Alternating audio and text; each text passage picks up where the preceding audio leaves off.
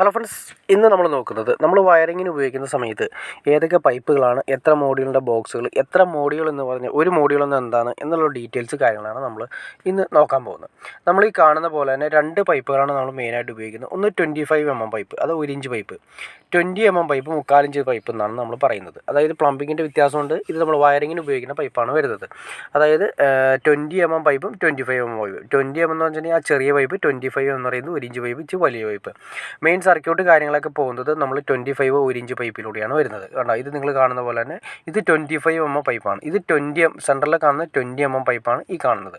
അത് നമ്മൾ മെയിനായിട്ട് വരുന്നതെന്ന് വെച്ചിട്ടുണ്ടെങ്കിൽ അത്യാവശ്യം ലീഡുകൾ, പിന്നെ സീലിങ്ങുകൾ, അതിൽ നിന്ന് വരുന്ന ലൈറ്റ് ലീഡുകളൊക്കെ കൊടുക്കാൻ വേണ്ടിയിട്ടാണ് നമ്മൾ 20mm പൈപ്പ് യൂസ് ചെയ്യുന്നത്. പിന്നെ വരുന്ന കണ്ടോ, ഇത് നമ്മൾ കാണുന്ന പോലെ തന്നെ 25mm പൈപ്പാണ് ഈ കാണുന്നത്. അതായത് അത്യാവശ്യം സർക്യൂട്ട്, അതുപോലെ തന്നെ സർക്യൂട്ട് നമ്മൾ ഡി ബിയിൽ നിന്ന് വരുന്നത് ഒരുപാട് വയറുകൾ നമുക്ക് കൊണ്ടുപോകാനുണ്ടെങ്കിൽ നമ്മൾ 25mm പൈപ്പാണ് യൂസ് ചെയ്യുന്നത്. അത്യാവശ്യം നമുക്ക് 20 20 കൂടി മിക്സ് ചെയ്തിട്ടാണ് നമ്മൾ പിന്നെ വരുന്നത് നമ്മുടെ ബോക്സുകളാണ്. 6 മോഡ്യൂളിൻ്റെ ബോക്സ് കണ്ടോ, 6M എന്ന് മാർക്ക് ചെയ്തത് 6 മോഡ്യൂളിൻ്റെ ബോക്സ്. ആ ബോക്സിൻ്റെ കവറാണിത്. നമ്മൾ ആ ബോക്സ് കാണിക്കാം. 3M എന്ന് ഉദ്ദേശിച്ചത് 3 മോഡ്യൂൾ, 8mm ഉണ്ട്, അതുപോലെ തന്നെ 12mm ഉണ്ട്, 16mm ഉണ്ട്, 18mm ഉണ്ട്.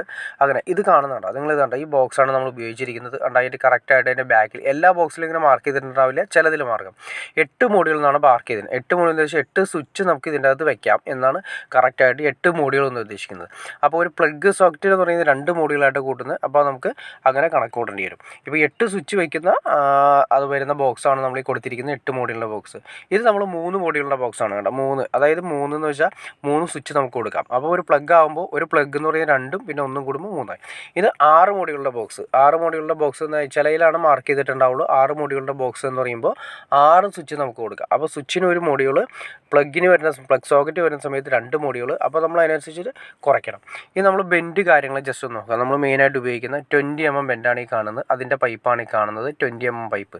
20mm പൈപ്പ് എന്ന് പറയുമ്പോൾ 3/4 ഇഞ്ച് പൈപ്പ് എന്നാണ് നമ്മൾ സാധാരണ പറയുന്നത്. പിന്നെ വരുന്നത് 25mm. 25mm എന്ന് പറയുന്നത് അതിൻ്റെ ബെൻഡും കാര്യങ്ങളും കണ്ടോ. ഈ 25mm ബെൻഡ് 1 ഇഞ്ച് ബെൻഡിൻ്റെ, അതായത് കുറച്ചുകൂടി വലിപ്പം കൂടിയ ബെൻഡാണ്, അതുപോലെ പൈപ്പാണ് വരുന്നത്.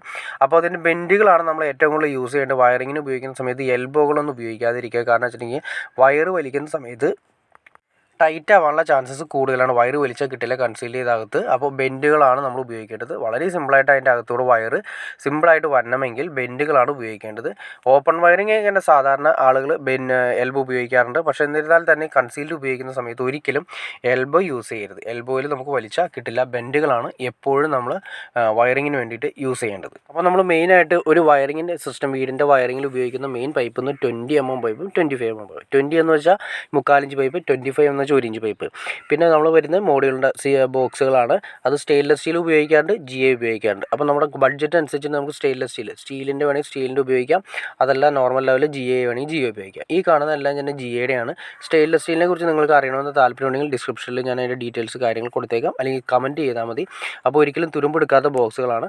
അത് നമ്മൾ, എനിക്ക് തോന്നുന്നു അത്യാവശ്യം ബഡ്ജറ്റ് ഉണ്ടെങ്കിൽ നമുക്ക് സ്റ്റീൽ വെച്ച് വീട്ടിൽ വയറിങ് ചെയ്യുന്നതാണ് ഏറ്റവും ഉത്തമം. കാരണം ലൈഫ് ലോങ് നമുക്ക് ആവശ്യമുള്ളതുകൊണ്ട് തുരുമ്പെടുക്കാത്ത ബോക്സുകളാണ് ഏറ്റവും ഉത്തമം.